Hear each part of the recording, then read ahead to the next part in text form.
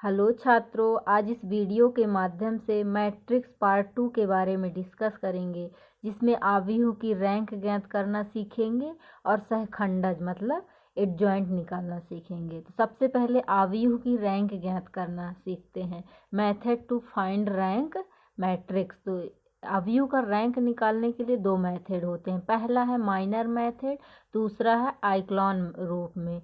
ये दो फॉर्म है। इस फॉर्म में अपन रैंक निकालते हैं। रैंक को कैसे प्रदर्शित करते हैं? रो ए से। तो सबसे पहले माइनर मेथड देखते हैं। माइनर मेथड देखते हैं कि जैसे ये आपका क्वेश्चन है, तो माइनर मेथड जो है हमेशा वर्ग मैट्रिक्स होना चाहिए। 3x3, 2x2, 4x4 ऐसे होना चाहिए। यदि नहीं है तो आप बना लीजिए। इसमें ये देखना कि सबसे बड़ा माइनर क्या निकलेगा। तो जैसे 3x3 का है, ये ले लो पहले, फिर ये लेके आप निकाल लेते हैं। सबसे एग्जाम्पल से समझते हैं कि माइनर मेथड से रैंक कैसे ज्ञात करते हैं। जैसे ए हमारा क्या हो गया, मैट्रिक्स हो गया 5 6 7 8 है ना। तो फाइंड करना है रैंक ए। तो यदि 2x2 का मैट्रिक्स है तो डायरेक्ट आप क्रॉस मल्टीप्लिकेशन कर सकते हैं। तो 5 8 जा क्या होता है 40, 7 6 जा क्या होता है 42। ये हटेगा तो घटेगा तो क्या आएगा, -2 आएगा। तो ये 0 के बराबर नहीं है। 0 के बराबर नहीं है तो हमारा रैंक 2 कहलाएगा। यदि 0 के बराबर हो जाएगा तो फिर कोई सा मैट्रिक्स लेके हल करेंगे। तो ये हमारा जो है, जो मैट्रिक्स आया है वो 0 के बराबर नहीं है। तो रैंक आपका क्या कहला गया, 2 कहला गया। दूसरा एग्जाम्पल देखते हैं। जैसे 3x3 का मैट्रिक्स देखते हैं। सबसे पहले 3x3 का मैट्रिक्स हल कर लेते हैं। इसको कैसे हल करते हैं, 1 लेते हैं और इस रो और इस कॉलम को हटा देते हैं। बाकी जो बचे को क्या करते हैं, क्रॉस मल्टीप्लिकेशन करते हैं। तो 25 और 24 हो गया माइनस में, बीच में माइनस का चिन्ह लगाते हैं। ये 1 का हो गया। फिर बीच में -2 माइनस करेंगे तो ये 2 को हटाएंगे। इस कॉलम और इस रो को हटा देते हैं, बचे हुए को क्रॉस मल्टीप्लिकेशन करते हैं। तो 5 4 जा 20 और 6 3 जा 18 हो जाएगा, +3। अब इस 3 को लेंगे तो इसके रो और इसको कॉलम को हटा देंगे, है ना। और जो बचेगा वही क्या कर देंगे, मल्टीप्लिकेशन। 4 4 जा 16, 5 3 जा 15। इसको आप हल करेंगे। 25 में 24 जाएगा तो 1 आएगा, और 20 - 18 तो क्या आ जाएगा, ये -2 तो बाहर है, 2 आ जाएगा, +3 और 16 में 15 जाएगा तो 1 आएगा। इसको हल करेंगे। 1 -4 +3, तो -4 तो है, पहले प्लस प्लस को ऐड कर लीजिए। तो +3 और +1 -4, ये हट के क्या हो गया, 0 हो गया। अब रैंक 0 आ गया तो ये आपका रैंक नहीं कहलाएगा। यदि आपकी मैट्रिक्स 0 हो गई तो रैंक नहीं कहलाएगी। तो रैंक 3 नहीं हो सकती, क्योंकि 3x3 की मैट्रिक्स है तो रैंक 3 नहीं हो सकती। क्यों नहीं हो सकती, क्योंकि इसका मैट्रिक्स क्या आ गया, 0 आ गया। हमको नॉन 0 चाहिए, 0 नहीं आना चाहिए। जब 3x3 में नॉन 0 आ गया तो अब कौन सा सबसे बड़ा माइनर, तो यही था 3x3 का। हमको वर्ग मैट्रिक्स लेना है ना। फिर यदि इससे 0 आ जाता है तो आप 2x2 का मैट्रिक्स देख लीजिए कोई सा भी। यदि इससे आ जाएगा तो अगला 2x2 का देख लीजिएगा, फिर यहाँ से देख लीजिएगा। कई सारे आप माइनर निकाल सकते हैं। सबसे पहले बड़ा माइनर देखें तो उसमें 0 आ गया तो आपकी रैंक नहीं निकली। अब अगला देखते हैं रैंक ए, 2x2 की मैट्रिक्स में देखते हैं। 1 2 4 5 ले लिए। तो 5 जब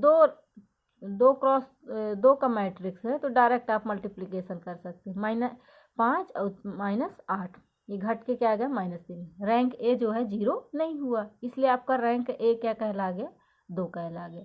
मतलब मैट्रिक्स जो है 0 नहीं होना चाहिए, तब वो रैंक आ जाएगी। यदि 0 आ गया तो आप फिर से माइनर निकालिए, है ना। और दूसरा मेथड भी है, आव्यूह का आइक्लॉन रूप भी है, आइक्लॉन from a matrix.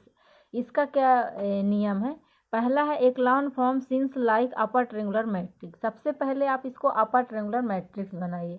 Upper triangular matrix के बारे में पार्ट फर्स्ट में बता चुके हैं। यदि आप पार्ट फर्स्ट नहीं देखें तो पार्ट फर्स्ट जरूर देखिए, उसमें पूरे बेसिक डिफिनीशन है मैट्रिक्स के। तो अपर ट्रेंगुलर मैट्रिक्स क्या होता है सबसे पहले विकर्ण के नीचे को आप क्या बनाएंगे, 0 बनाएंगे। तो rank A is always unique, जो भी निकलेगा वो आपका रैंक कहला जाएगा। जैसे कुछ एग्जाम्पल से समझते हैं। जैसे पहला एग्जाम्पल है ए 1 -1 3 -6। तो सबसे पहले हमारा 2x2 का मैट्रिक्स लें। सबसे पहले विकर्ण देखेंगे, हमारा विकर्ण है। विकर्ण के नीचे को आपको क्या बनाना है, 0, तभी अपर ट्रेंगुलर मैट्रिक्स कहलाएगा। तो कैसे भी बनाएंगे, ये हमारा R1 है, ये R2 है। सबसे पहले हल करने के लिए A11 को अपन 1 बनाएंगे। यदि 1 है तो कोई प्रॉब्लम नहीं, यदि 1 नहीं है तो आपको 1 बनाना है।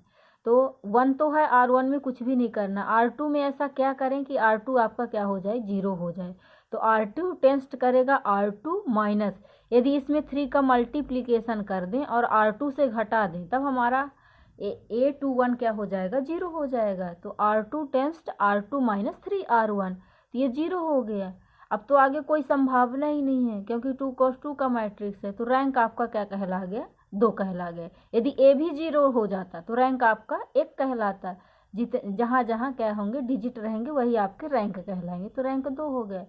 ये आइक्लॉन फॉर्म से भी आप कर सकते हैं। आपको अपर ट्रेंगुलर मैट्रिक्स बनाना, जहाँ तक 0 हो जाएगा वो रैंक नहीं कहलाएगा, जितने डिजिट में 0 नहीं रहेगा वो रैंक कहलाएगा। जैसे दूसरा एग्जाम्पल देखते हैं, 1 4 2 8।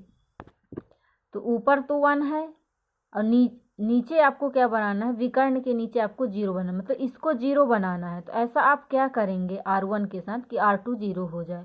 तो R1 में तो कुछ भी नहीं करना है। यदि R1 में 1 ना होता तो R1 को A11 को 1 बनाते किसी भी प्रक्रिया के माध्यम से। तो 1 4, जैसे R2 tense R2 minus 2R1, यदि इसमें 2 का मल्टीप्लाई कर दे और इससे घटा दे, तब हमारा A21 क्या हो जाएगा, 0 हो जाएगा। तो ये भी 0 हो गया, R2 माइनस 2R1 ये भी 0 हो गया। तब ये दोनों टर्म 0 हो गए, तो रैंक आपका क्या कहलाएगा, 1 कहलाएगा। अब कुछ देखते हैं, एलिमेंट्री ट्रांसफॉर्मेशन ऑफ ऑपरेशन, मतलब ऑपरेशन को आप क्या क्या कर सकते हैं। सबसे पहले इंटरचेंज कर सकते हैं। यदि ऊपर 1 नहीं है, R31 में है, तो आपको R31 के जगह में R11 कर सकते हैं, मतलब इंटरचेंज कर सकते हैं। RI को RJ में, RJ को RI में, मतलब रो को, किसी भी रो को R1 R2 R3। यदि R3 में 1 है तो R3 को R1 से, R1 को R3 से। इस तरह आप इंटरचेंज कर सकते हैं रो और कॉलम को। इसी तरह कॉलम को भी आप चेंज कर सकते हैं। आपको पहला A11 1 बनाना है। यदि 1 नहीं है, कहीं दिख रहा है, तो आप इंटरचेंज करके वहाँ 1 लिख सकते हैं। और यदि कहीं भी नहीं है तो आप उसको 1 बनाइए। यदि 2 है तो 2 से डिवाइड कर दीजिए, 3 है तो 3 से डिवाइड, कुछ भी करके आपको A11 को 1 बनाना है, ताकि नीचे वाले टर्म 0 हो जाए आसानी से हल करने में। और दूसरा क्या है इसका मेथड, RI को KRJ से, यदि 0 नहीं बन रहा है तो किसी से मल्टीप्लाई कर दो, या इसी तरह कॉलम में भी, या फिर किसी से प्लस कर दो या माइनस कर दो, कुछ भी आप कर सकते हैं, प्लस माइनस। कॉलम और रो में सेम कंडीशन रहता है। कुछ एग्जाम्पल से समझते हैं। जैसे पहला एग्जाम्पल है 1 2 माइनस 1 3, 2 4 1 माइनस 2, 3 6 3 माइनस 7। अब R1 में तो 1 है तो कुछ भी नहीं करना, जब 1 रहेगा तो कुछ भी नहीं करेंगे। अब R2 को क्या बनाना है, 0 बनाना है, R3 को भी 0 बनाना है। तो R2 को कैसे 0 बनाए, R1 के माध्यम से। तो यहाँ क्या कर दें, 2 का मल्टीप्लाई कर दें और R2 से घटा दें, तो R2 माइनस 2R1 ये कर दिए। इसी तरह R3 में भी करेंगे, R3 माइनस 3R1, ताकि ये दोनों टर्म क्या हो जाए, 0 हो जाए। इन दो टर्म को ही 0 बनाना, बाकी 0 बन जाए अच्छी बात है ना। अब R2 माइनस 2R1, तो R2 पहले लिखोगे 2 और इसमें 2 का सम में मल्टीप्लाई करके R2 से आप क्या कर देंगे, घटा देंगे। तो ये R1 में तो कुछ भी नहीं किए, तो R1 सेम डिजिट आ जाएंगे। इसी तरह R2 में ये 2 माइनस 2R1 घटाए तो 0 आया, 4, और इधर 2 का मल्टीप्लाई करेंगे तो ये भी 4 हो गया, तो ये भी 0 आ गया। इसी तरह R2 क्या है, 1 है, और इसमें माइनस 2 माइनस 1 तो प्लस 2 हो जाएगा। अब इसको घटाएंगे तो क्या आएगा, ऐड हो जाएगा, तो ये 3 हो गया। इसी तरह इसको भी हल किए तो माइनस 8 हो गया। इसी तरह इस लाइन को भी हल करना है। R3 टेस्ट करेगा R3 माइनस 3R1, ये 0 हो गया, ये 0 हो गया, 6 माइनस 16 हो गया, ये हो गया। अब क्या करना है, ये दो टर्म 0 हो गए। अब इसमें तो कुछ कर नहीं सकते, अब इस टर्म को 0 बनाइए। सबसे पहले ट्रायंगल के नीचे आपको क्या बनाते हैं, 0 बनाते हैं, अपर ट्रायंगुलर मैट्रिक्स बनाते हैं। तो ये 2 0 हो गए। अब इसको 0 बनाना है, इस 6 को। अब R3 में क्या करेंगे, R3 टेंस्ट, अभी R2 से यदि घटा दे तो R3 है R2 में, तो R2 में ऐसा क्या करें कि 6 आ जाए, तो क्या करेंगे, 2 का मल्टीप्लाई कर दीजिए तो वो भी 6 हो जाएगा। तो यहाँ 2 का मल्टीप्लाई करेंगे 6 और माइनस 3 -2 का मल्टीप्लाई करेंगे तो -2 6, तो ये 6 -6 क्या हो जाएगा, 0 हो जाएगा। इसी तरह -16 है और -8 -2 में मल्टीप्लाई करेंगे तो +16 आएगा, ये भी आपका क्या हो गया, 0 हो गया। मतलब ये पूरा टर्म आपका 0 हो गया। तो कितने बचे हैं, दो लाइन में आपके डिजिट बचे हैं, तो वही आपके क्या कहला जाएंगे, रैंक। यदि यहाँ एक भी डिजिट होता तो आपका रैंक क्या कहला जाता, 3 कहला जाता है ना। अब कुछ रैंक से संबंधित और कंडीशन देखते हैं, बहुत इम्पॉर्टेंट है। जैसे सिस्टम ऑफ सिमुलेशन इक्वेशन, युगपत समीकरणों का निकाय, इसको कैसे हल करते हैं।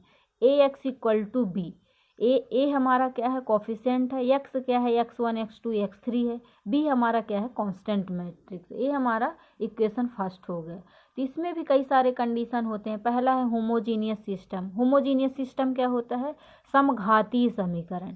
समघातीय समीकरण, बी तो समझ गए, ax = b, कुछ एग्जाम्पल से भी समझेंगे। यदि बी आपका 0 हो जाए, मतलब नल मैट्रिक्स हो जाए, तो BIR हमेशा क्या होगा, 0 होगा। ये क्या कहलाएगा, होमोजीनियस कहलाएगा। होमोजीनियस को क्या कहते हैं, समघातीय समीकरण।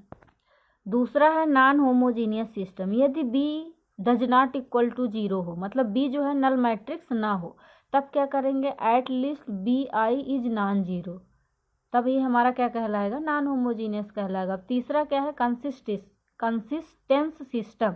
यदि सिस्टम फर्स्ट सोल्यूशन रखता है, मतलब ax = b, यदि सोल्यूशन रखता है तो हमारा सिस्टम क्या हो जाएगा, कंसिस्टेंट सिस्टम हो जाएगा। यदि system first does not have solution, यदि सिस्टम फर्स्ट जो है सोल्यूशन नहीं रखता है, यदि ax = b सिस्टम नहीं रखेगा तो हमारा सिस्टम क्या कहलाया जाएगा, इनकंसिस्टेंट सिस्टम। अब आर्गूमेंट मैट्रिक्स क्या कहलाता है, इसको कैसे डिनोट करते हैं, ए आर्गूमेंट बी, कॉमा से ऑब्लिक से डिनोट करते हैं। तो आर्गूमेंट मैट्रिक्स को कुछ एग्जांपल से समझते हैं। पहला एग्जांपल है 2x + 3y = 1, x - 4y - 2, तो ax = b।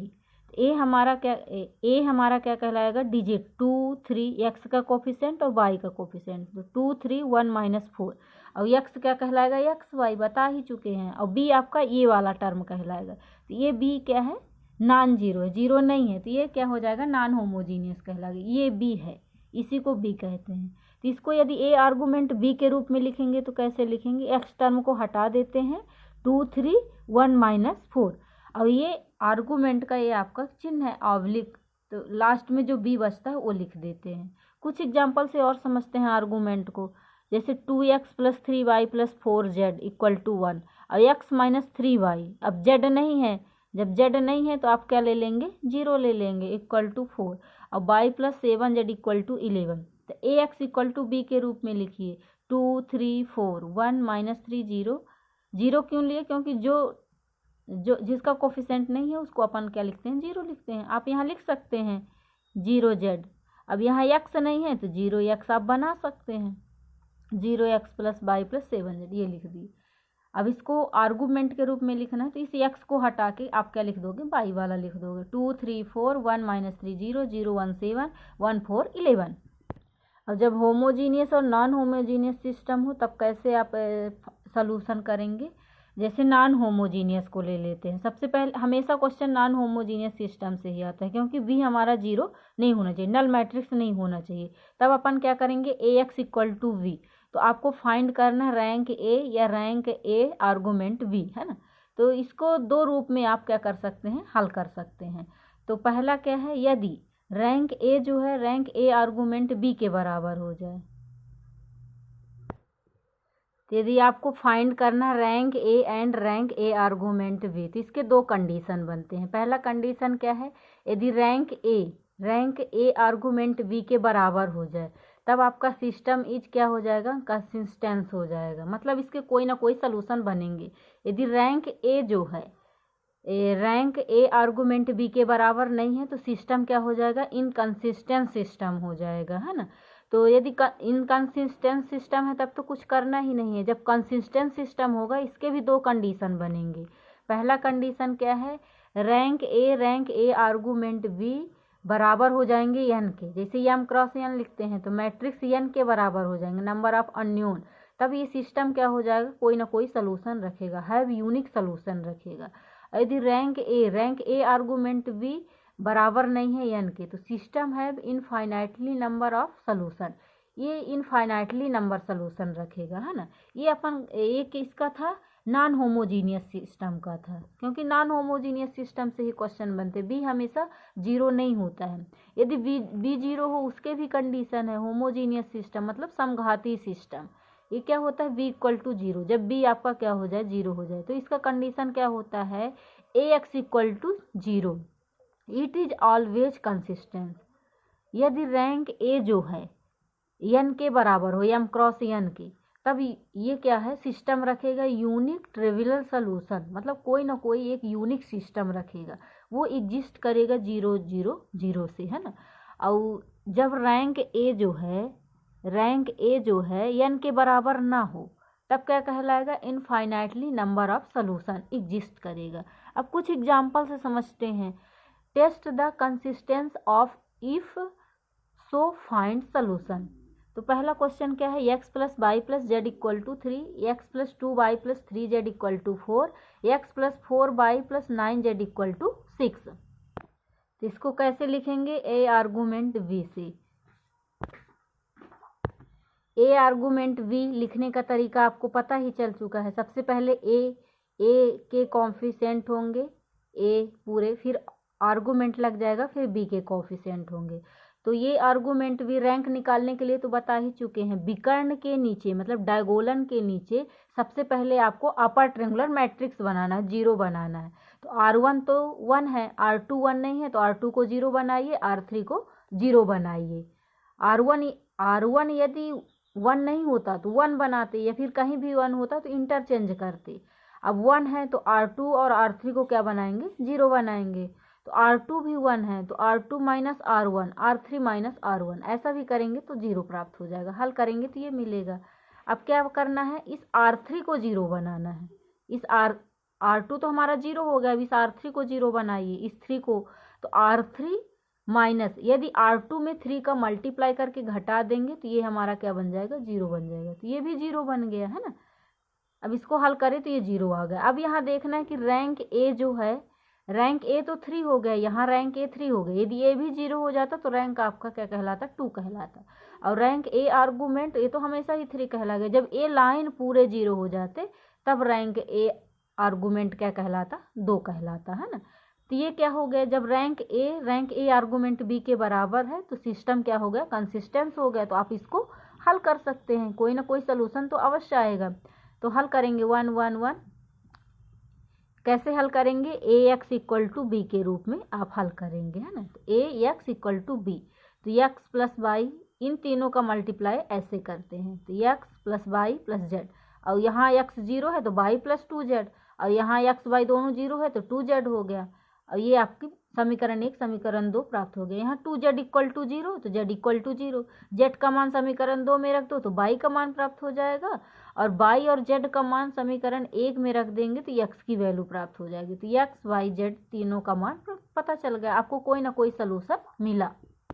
अब लीनियरली डिपेंडेंट और लीनियरली इंडिपेंडेंट कैसे ज्ञात करते हैं। रैंक ए जो है एन के बराबर नहीं है तो लीनियरली डिपेंडेंट हो जाएगा, और लीनियरली इंडिपेंडेंट क्या कहलाएगा, यदि रैंक ए एन के बराबर हो।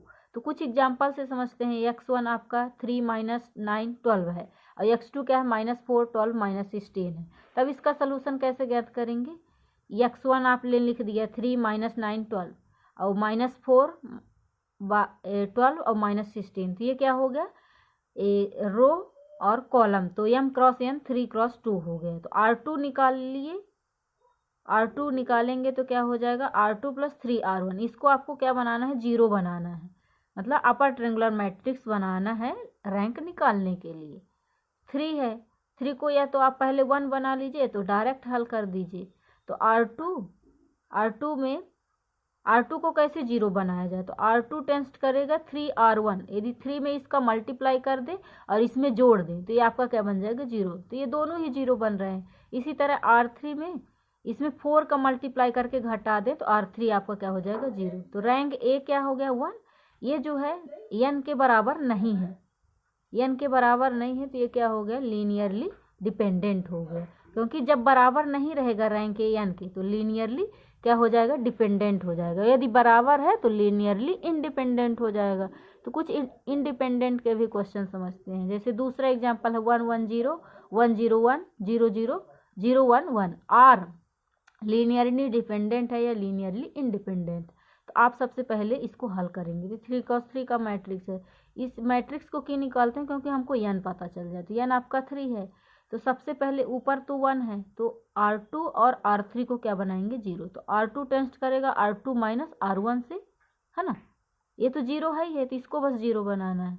अब R3 के नीचे ये वाले टर्म को आपको क्या बनाना है, 0 बनाना है। ये 0 बनाना है। R3 टेस्ट करेगा R3 प्लस R2 से, तो आपका रैंक क्या हो गया, 3 हो गया, जो नंबर ऑफ वेक्टर एन के भी बराबर है। तो ये जब बराबर रहेंगे तो लीनियरली इंडिपेंडेंट कहलाएंगे।